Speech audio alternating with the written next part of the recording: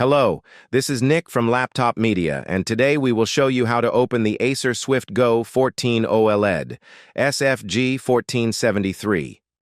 To open this small laptop, you need to undo 10 Torx head screws. Use a thin plastic tool to release the clips behind the hinges, then pry the top corners and the rear.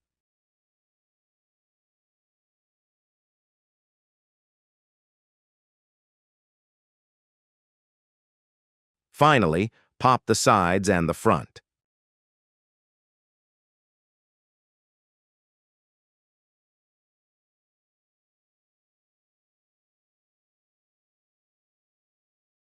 There is a dust filter on the inside of the bottom plate. This machine has the default 53 watt-hour battery. You can also opt for the bigger 65 watt-hour option. To detach it, pull the connector towards the battery and undo the pair of Phillips head screws that fix the unit to the chassis. The capacity is enough for around 8 hours of video playback. Our test was conducted with the Battery Saver preset activated in the Windows Power and Battery menu and the Normal mode applied in the AcerSense app. Expectedly, for a compact machine, the RAM is solid.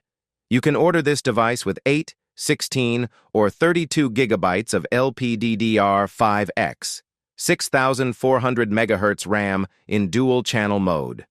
The Wi-Fi card is replaceable. Unfortunately, the storage upgradability is limited to just one M.2 slot for 2280 Gen 4 SSDs. To remove the NVMe drive, undo the single screw and push the small plastic hook to the front.